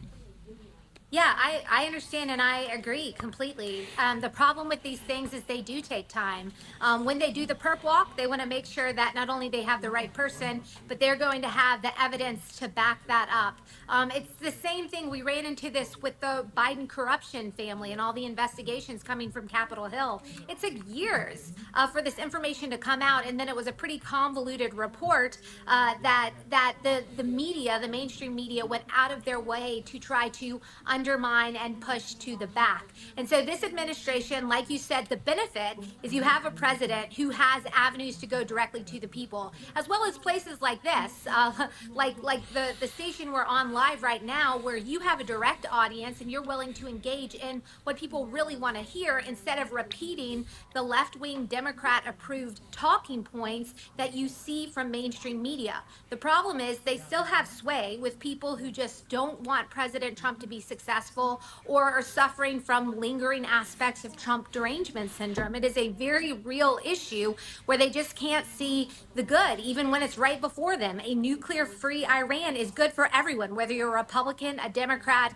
a capitalist, or a socialist. You don't want Iran to have a nuclear bomb, and that's what President Trump has done away with. But to your point, getting to who the leaker is and holding them to account, the president and his team understand this. They know what is on the line. And so I believe I was in D.C. last week talking to some of the folks who are part of the organizations working on this very issue. They're going to do it, but they're going to do it right for all of us. It takes time and it requires some degree of patience, but that's, I understand the frustration. I too have that. As a recipient of weaponized DOJ/FBI back during the Biden administration, I want people to be held to account, but it's going to take time, and you have to have some faith in the system. I have a lot more faith in the system now with President Trump and his team at the helm than I did just less than a year ago. Well, I mean, less than a year ago, it was the administration of the auto pen. We understand that, but is there enough time in 3.5 years to actually start rounding these people up and holding them accountable and actually having them see the inside of a correctional facility long enough to actually understand what this is, not just to be pardoned by the next administration if you have a Democrat in the White House or if you have a Democrat light Republican who is willing to go against the grain and pardon people who, they feel were unduly victimized and targeted by the Trump administration? Well, I would say to the first part of your question, yes, 3.5 years is more than enough time to go after these people, the current leakers of the latest intel report, but then looking to the past, the people who abuse positions of significance and of consequence, whether it was in investigatory bodies or even regulatory bodies that abuse their positions of civil service to go after individual American citizens in the wrong way, like we saw with President Trump and a lot of the appointees that worked for him. There is plenty of time for those people to be rooted out, to be exposed, and to suffer the consequences of their actions. Now, to the latter point, that's always a potential. Whether or not they're going to try to pardon people who are in jail for leaking reports, that's going to be a little bit more difficult, just politically speaking, than they may want to try and pardon some of these illegal criminal aliens that President Trump is rightfully putting behind bars as well, or the people who are going after and trying to dox ICE agents who are putting their lives on the line to try and restore law and order to this country by protecting our border and getting rid of the illegal aliens that came over, criminal aliens that came over in large numbers during the Biden administration. You never really know how that may play out, and that is something that could happen. But in the meantime, President Trump is committed to restoring law and order, and that includes going after people who criminally leak intelligence information with the sole politicized purpose to try to undermine one of President Trump's most successful feats to date. Former U.S. EPA Chief of Staff and author of Y'all Fired, A Southern Belle's Guide to Restoring Federalism and Draining the Swamp, Mandy Gunasakara, joins us on the video line. What would you say is the most egregious example to date of information that was leaked, and then what was the most dangerous in terms of national security, if they're not the same? Well, I mean, certainly the what we're talking about right now, that certainly ranks up there. I think the doxing of personal information, maybe that doesn't necessarily go to the national security. The doxing of personal information of any of our folks who are working undercover or who are political appointees, showing up to Supreme Court justices' homes and monitoring their children. There were lists that were put out that exposed not only where people lived, but who they were married to and who their children are. That type of information is extremely dangerous, not only to the personal safety of that political appointee, but also to the chilling effect it ultimately has on people who are going to be willing to serve in positions where we need folks to have courage and step up to the plate in order to really save this country and get out back on track. Now, luckily, there are a lot of people who have that courage. They're a part of the America First agenda and now permeate the halls of the executive office building and the White House and various agencies as appointees for President Trump. But nonetheless, I really think that doxing effect, it's not just designed to go after that person, which is bad enough, but to have a chilling effect for anyone who is willing to try and work for someone like President Trump. You're not just going to be dealing with the obstruction of the deep state, but you're going to have to deal with personal attacks and potentially having your safety and security of yourself as well as those that you love put on the line. Well, I think they love that because that's plausible deniability for them. Oh, we're not threatening you. We're just releasing information because, the people have a right to know. But, I mean, I think the intention is certainly understood by people. You're putting information out. You're putting very sensitive information out, maybe not highly sensitive in the sense of national security, but you're putting personal information out there that serves as an invitation to people who are certainly unhinged, who would want to say, oh, here's an opportunity for me to have a direct impact on what's happening. You have people who are just absolutely addicted to the, to the endorphins and to the, just to the rush of being social justice warriors. And I think this is one of the reasons why you've seen attempts on President Trump's life.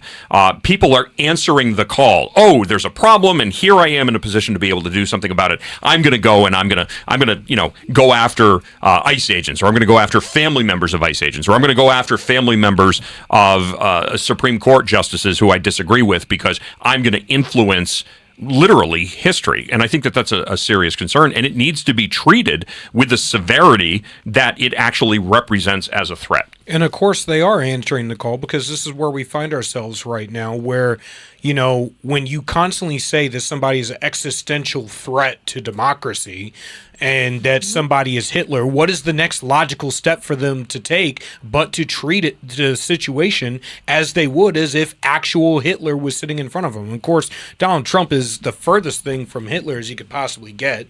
In no way does he have concentration camps, or is he stifling free speech or any of that stuff. But, the left has taken the position of stifling free speech and has taken the position that conservatives need to be put in, what do they call them? The cushy re-education camps, because, nothing says I'm not a communist like doing communist shit. That's right. Well, and you have one party that endorses that type of violent behavior. You saw this not only with them continuing to try and ascribe President Trump to Hitler, even after there were attempts on his life, but more recently with the Tesla bombings, the firebombing of Tesla, when Elon Musk was doing really great work with the Department of Government Efficiency. And the only thing he did there was he finally shined a light on the waste, fraud, and abuse that is rampant in this federal government. And he did it in a way that was quick and conveyed it in terms that the public could immediately understand was wrong. And then you had Democrat members of Congress encouraging that type of aggressive behavior. You also see it with people of the left who are embracing people like Mangione, who killed an executive of a company in cold blood, execution style, while crossing the street. There is one party in this country that aligns with groups that encourage this type of behavior because of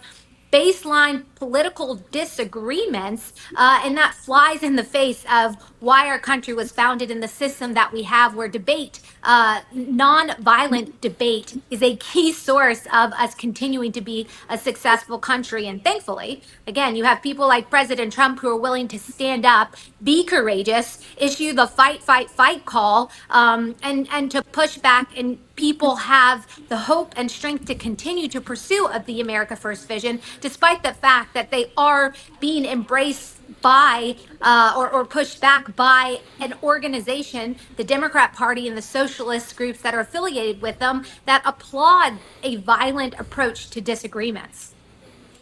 The left has been calling for violence against anyone who opposes them for a long time now.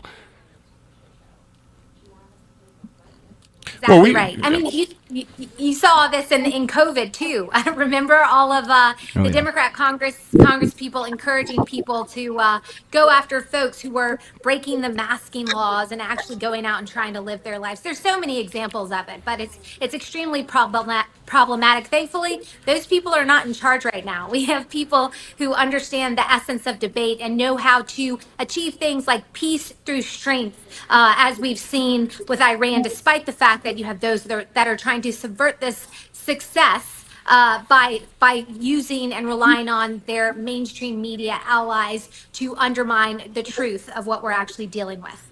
I'll tell you, the one thing, Mandy, that concerns me is, I'm seeing a lot of things that I like coming out of the Trump administration, but I realize that 3.5 years is a very, very short period of time. My concern is what happens during the next administration. Again, if it's a left-leaning Republican, a Republican light like a Mitt Romney or a Chris Christie, now that either one of them are ever going to see the inside of the Oval Office without a guest pass. But, it just concerns me what we're setting ourselves up for, because, the pendulum swings one way, it's always going to swing back again. So I think it certainly raises some interesting questions. Mandy Gunasakara, author of Y'all Fired, A Southern Belle's Guide to Restoring Federalism and Draining the Swamp. Thank you so much for joining us tonight. It was a pleasure having you on. Yeah. All right. Wonderful be well. to be with y'all. Thank you for having me. Thank you. All right, we're going to take a very, very quick break. When we come back, we're going to be talking about the socialists. They just keep, it's like broadcast media is great. It's like every day is Christmas when it comes to these people. Now you've got Zoran Mamdani, who wants a crack at kind of showing some of the more left-leaning mayors of New York City where they went wrong and what a socialist can do when they're determined and they get another crack at it. We're going to be talking to Donald Wilkie, author of Freedom Revealed, A Simple, Elegant System, when Granite State Live continues. Don't go away.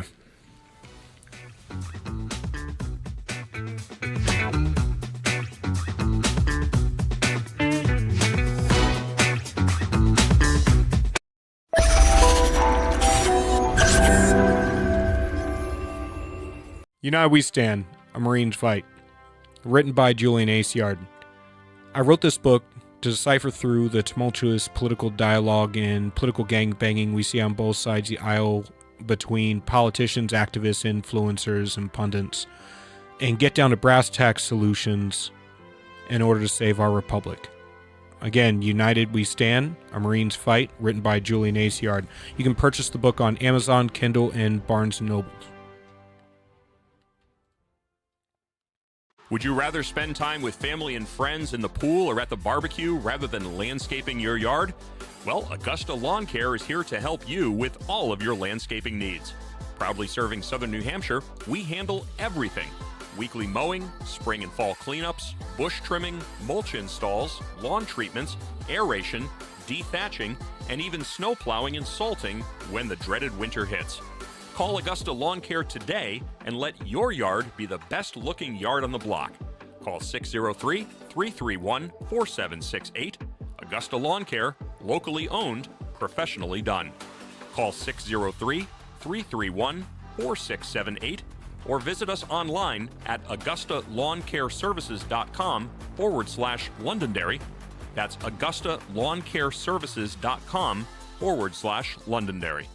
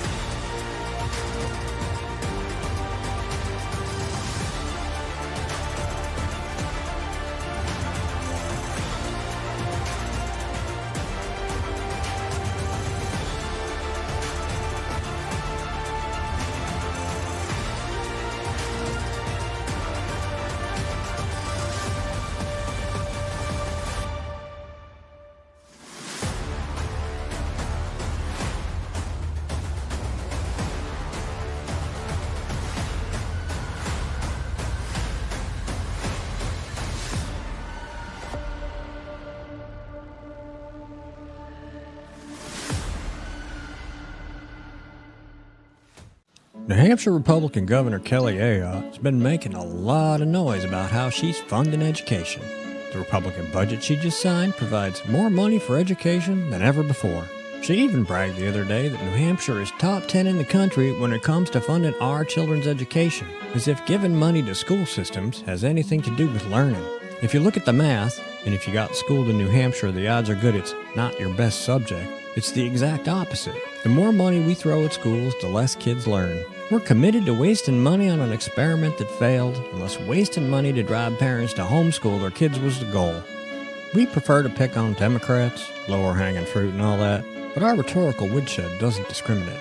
If that sounds refreshing, you need to check us out. This is Steve McDonald for GraniteGrok, and we'll keep shining the light on them for you. This could be the moment we've been waiting for, the chance to feel alive. Sometimes we forget we live in one of the most beautiful states in the country.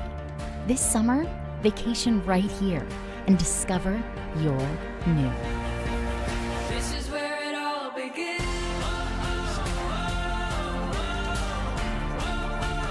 This is where it all begins.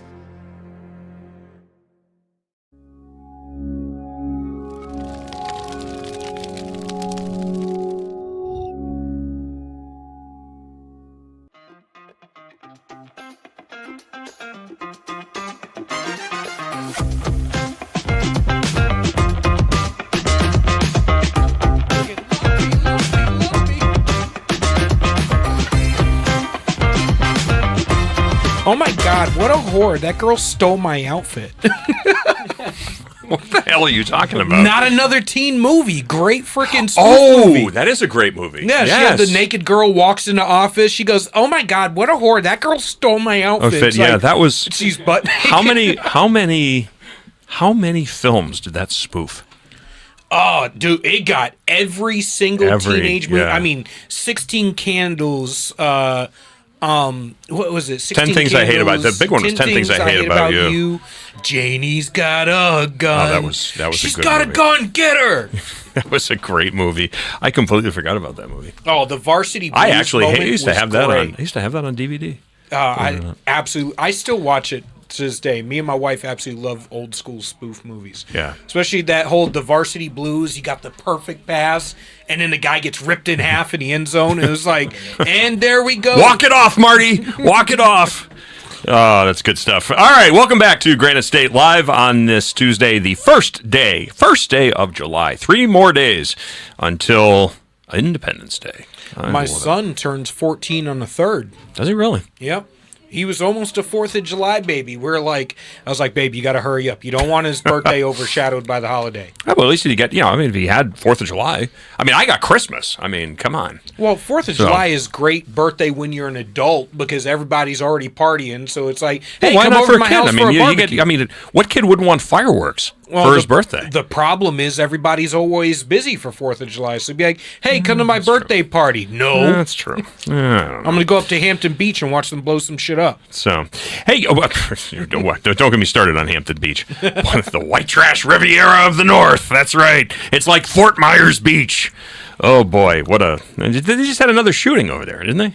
Yeah, I guess it's like a daily occurrence over there. Another illegal from Massachusetts. Hampton Beach. Well, if they're not up here shooting people, they're up here doing 134 miles an hour on our highways. So, I don't know. It should be legal. If you see a Massachusetts plate, it should be legal just to do a pit maneuver on them. Just watch them roll in the median. Just up. Should have stayed home. Speaking of staying home, how about New York liberals moving up here? I'm all set with that. I'm all set. Keep that socialist shit in New York. Well, it's interesting because this. So the mayoral candidate Zoran Memdani. I mean, it looks like might wind up having a socialist in there, right? Okay, so what's going to happen is this guy. He's going to wind up winning. Bottom line. And you're going to see a lot of people, especially and this is interesting, the Jewish population has a really, really nasty habit of voting for these people. And then you're going to wind up seeing this guy in office, and he's going to destroy the city like Bill de Blasio. And then you're going to have a mass exodus of people who don't quite understand that the way that you vote and the way that you live, they are directly connected. There is a synergy. How you vote determines what your quality of life happens to be. I'm going to throw it out there because I did note almost every population in New York voted for Mamdani, the socialist, the out-Marxist that he is, except the black population. They voted overwhelmingly for Cuomo.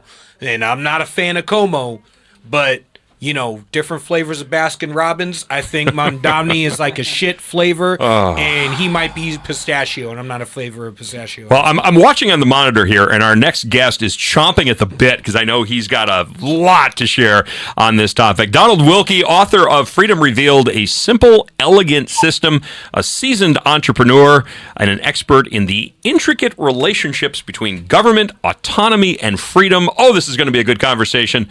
Welcome to Granite State Live. Great to have you. Thank you for having me.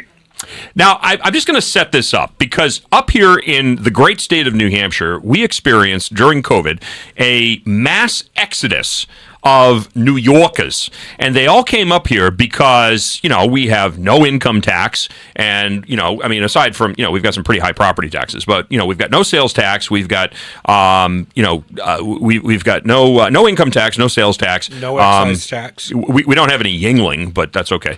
And so they all came up here because property values were low, so they could sell their shithole tenements down in the city, come up here and have a lot of money to pay cash and a little extra money to put in the bank. And to be honest with you, we kind of want to keep the New Yorkers in New York. You like New York so much, stay down there. First of all, does this guy stand a chance of actually winning this election? That's the first question. Well, I know as much about it as you do, but reading everything I've read is he's on the Democrat ticket, and the Democrats always win, or typically win. So from what I've seen, yeah, I guess he's got a chance. Okay, so here's the logical next question. Why? I mean, New York, when you think about New York, it is the seat, it is the hub of the economic system. It is the heart, then the heartbeat of America and the economy.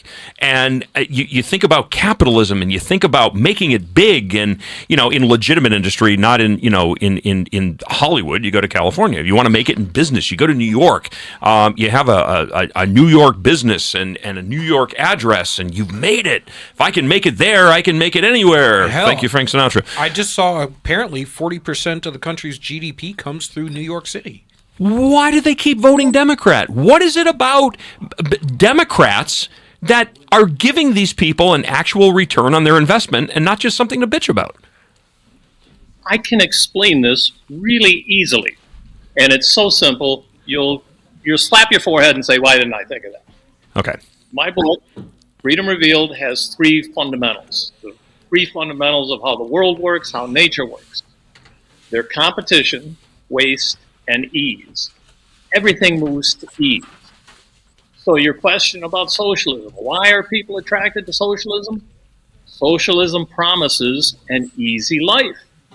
So the reason, the best analogy I have is when you go to a national park, maybe a state park too, but you always see that sign that says, "Do not feed the animals." The question is, why the sign? Well, because if you feed the animals, they'll stop feeding themselves. Mm-hmm. And what do we see with socialism over and over and over again? People think it's going to take care of them. They're going to get food, they're going to get housing, they're going to get warmth, and they're not going to have to work. It's a siren song.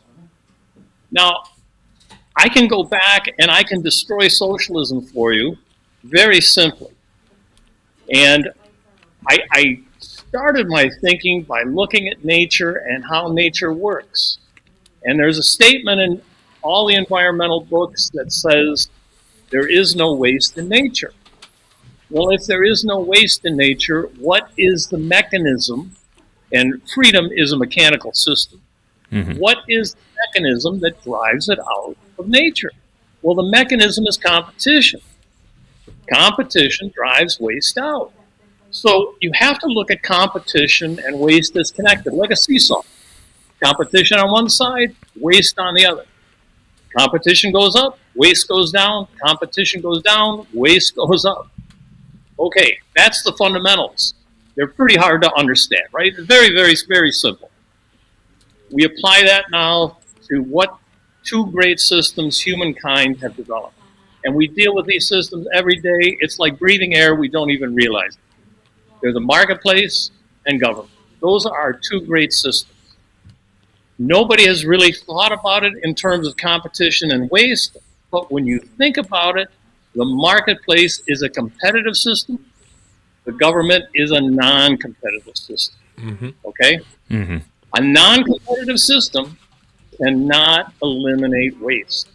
So the age-old question or the age-old statement of every time socialism is tried, we get poverty. Well, I say, of course you get poverty because the government is a non-competitive system. Of course you're going to get poverty. Waste has to take over. Now, the other thing that I realized is that socialism is not an economic system. Socialism is a government system. Government runs the marketplace. And when the government runs the marketplace is distorted, and therefore you get poverty. So that's the fundamental, and that's really the heart and soul of the book. But I can give you even a little more personal background. I come from the formerly great city of Detroit. In 1986, Detroit forced me out of the city through government stupidity. And I looked at what these people were doing, the judges, the regulators, the people employed by the city, and I said, can't they see that they're forcing business out of Detroit? Can't they understand that? How could they be that stupid? And then I read a book by Diana West called America Betrayal, and it showed that there's a decades-long operation, communist, socialist, trying to take over the world. And then it dawned on me. These people weren't that stupid. They knew exactly what they were doing. 2013, Detroit declared bankruptcy.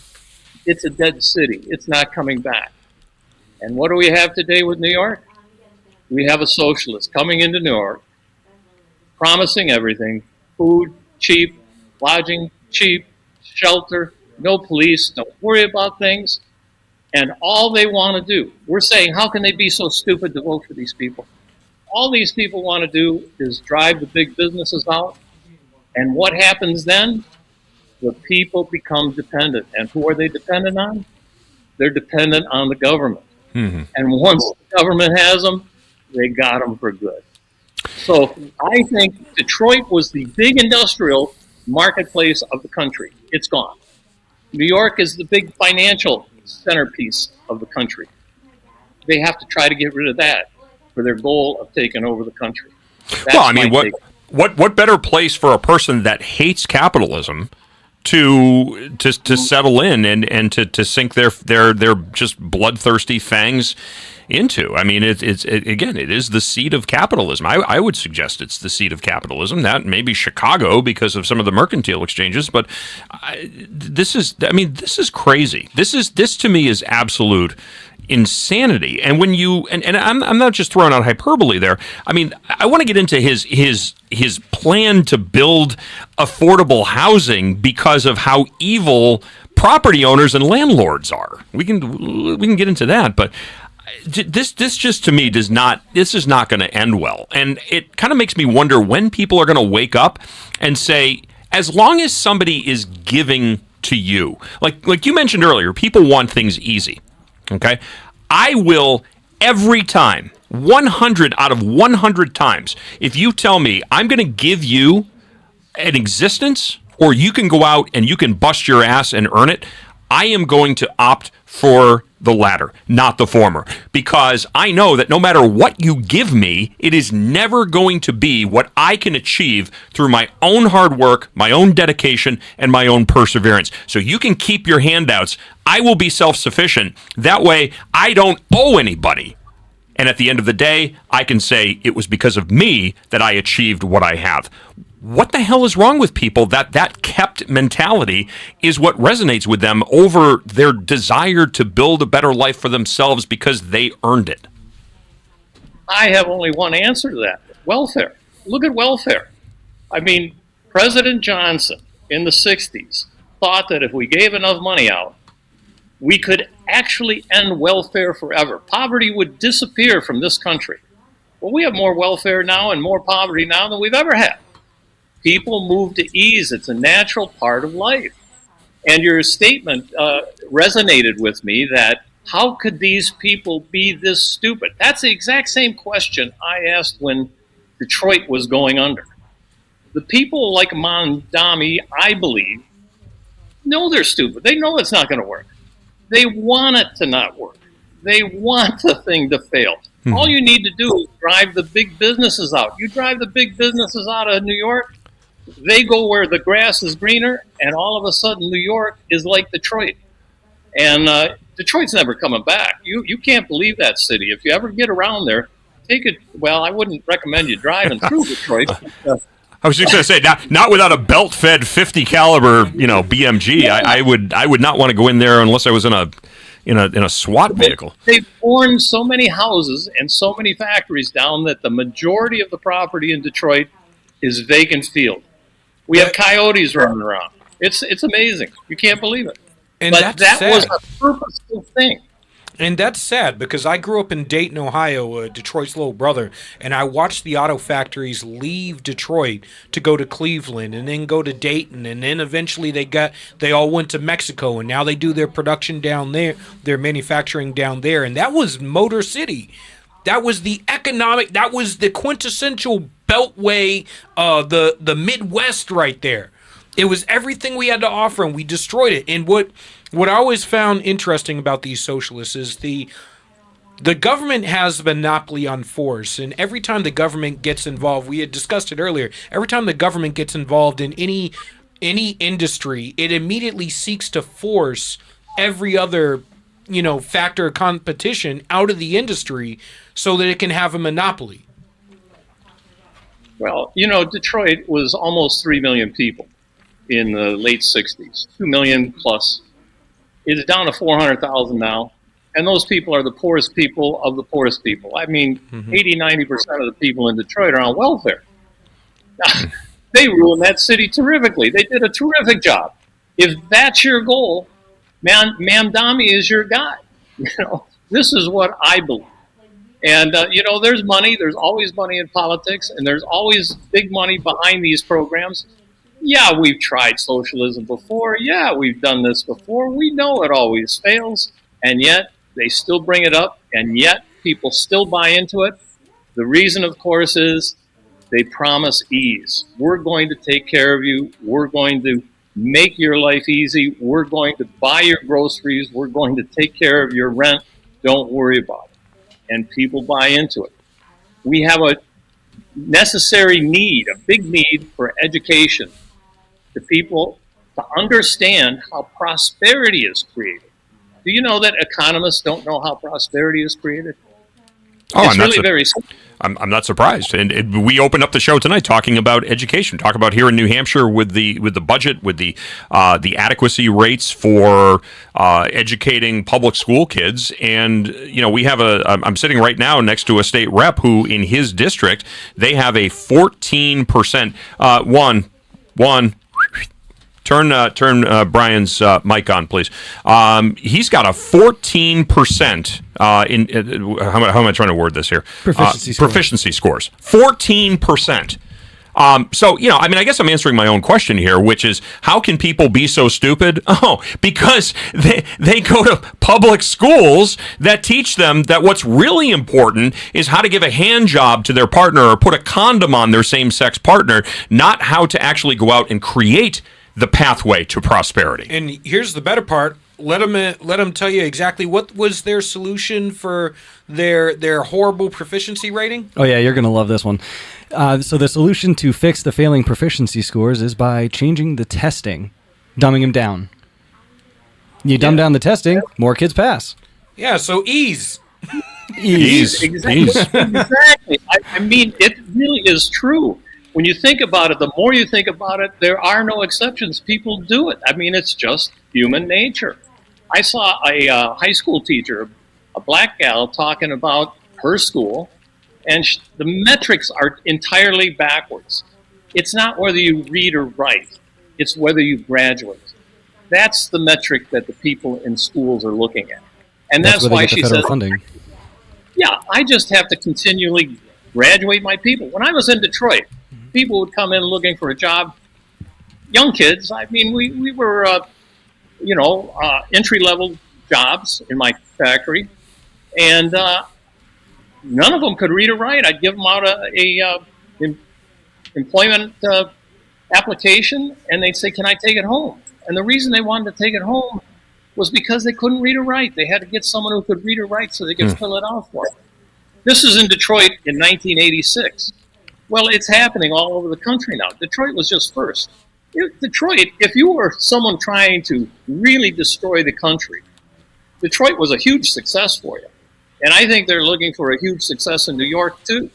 It's not these people are stupid. They can't be that stupid. They know exactly what they're doing. No, it's us who... They want a proletariat revolution. In order to get a proletariat revolution, you need to, one, get rid of all the staples of a society. You need to get rid of the education, because having bad education or no education at all breeds a lack of opportunity, and a lack of opportunity breeds piss poor decisions, and piss poor decisions breed more piss poor decisions, and that creates this endless cycle where you're constantly asking the government to step in and make up for your piss poor decisions and your lack of opportunity. And it's very easy to convince that generation and all of those people that, hey, if I'm coming with an easy handout because there's no opportunity out there for you, if you can convince them there's no opportunity and I have a handout, you're the opportunity. The problem is the government is an opportunity. The government is not a benefits package, or at least it shouldn't be. It all turns down to government dependency. Yeah, I mean, that's really the whole key to it. And if you get a population dependent on government, they're going to stay dependent. Mm-hmm. And it's just an astounding thing. Now, if you understood, and what we need to do in this country is educate the people, educate ourselves how prosperity is created. Everybody wants to live in a prosperous country. That's why people come to the United States. You know, you only get one chance at life. You want it as happy and as prosperous as it can be. The way to get prosperity is in the marketplace, where competition eliminates waste. When you eliminate waste, things get better, they get faster, they get easier, prices go down. The government's rule or job in a prosperous society is, number one, keeping the framework, keeping the atmosphere conducive for the marketplace to work. If we have no law, the marketplace can't work, which is what happened in Detroit. There was no law in Detroit. The marketplace couldn't work. If you have despotism, the marketplace can't work. It's distorted. You have to be somewhere in the middle between those two extremes. That's the rule. That's the role of government.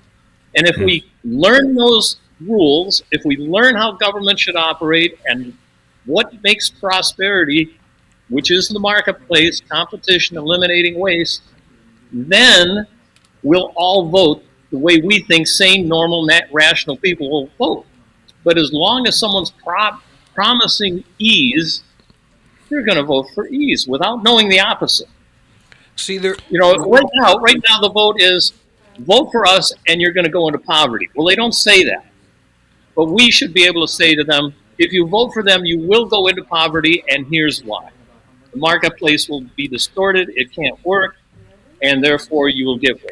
And you'll go into I'm going to answer my own question here from before, and I'm going to say that, you know, the problem is that especially with public schools, they have done away with anything that allows a student to develop critical thinking skills. There is no development of an analytical framework. So when you have a 20-something voter who's standing there listening to politician A and politician B, they can't tell the difference between the two. And you could have two people that were engaging in a very intelligent discussion or debate, but the voter is too stupid to even be able to compare and contrast either viewpoint, and they certainly don't have the framework or the foundation to understand basic economic principles. People don't know how money works, which is why the majority of people have no net worth and are dead broke. In fact, they're in debt.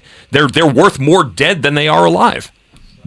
We've got a big job ahead of us, don't we? Which is the purpose of my book, educating people onto how the world really works. Freedom is a mechanical system. Nobody ever thinks of it that way. They all think of it as a philosophical system. Let's go back and see what Aristotle or Descartes or anyone like that said about it. But it's mechanical. It can be fixed. It can be taught. I don't know, all of you have hobbies of some sort, whatever. When you started them, you weren't very good. But as you worked on them, you got better. That's competition. You get better. And this is how competition in the marketplace works. I'm always amazed. We know how socialism was invented. We put that at Marx and Engels' feet. No one ever asked the question, who invented capitalism? Well, capitalism wasn't invented. It just happened. It's the natural development of the marketplace. And I have a big section in my book about how capitalism developed. There's an old saying, time is money. Well, the simple thing about capitalism is money is time. if you have money, you can do things faster. Mm-hmm. And that was how capitalism started. And our country, the United States, was on the forefront of doing that because we allowed the marketplace to work without suffocating government. And we became, in 50 years, the most prosperous country in the world, which had never, ever been heard of before. Europeans were astounded that they could come to America and see common working people who were happy and wealthier than some nobles Indeed. in Europe. That's one of the primary reasons why the Communist Manifesto and that concept didn't work over here, because with a capitalist system that you could have the bourgeois class rise up and they could, or the proletariat rise up, and they could create their own existence. That economic dichotomy didn't work here in the United States. Unfortunately, Donald, we're out of time, but I want to get you back on because I think this is an important conversation, and I think it extends far beyond just the context of New York City. So we're going to do it again if you're willing to do that. Great. All right. Yep. Donald Wilkie, author of Freedom Revealed, A Simple, Elegant System. Thank you so much for being on the program tonight. We'll get you back on again soon. And that is going to do it for this Tuesday night's edition of Granite State Live. I want to thank all of our guests. We are just about flat out of time, so I've got to wrap this up really quickly. Thank you to everybody for tuning in. Thanks for all of your comments as well to granitestatelive@gmail.com if you have show suggestions or if you'd like to share your thoughts. granitestatelive@gmail.com. Until next week, folks, be nice. Civility does work. God bless everybody.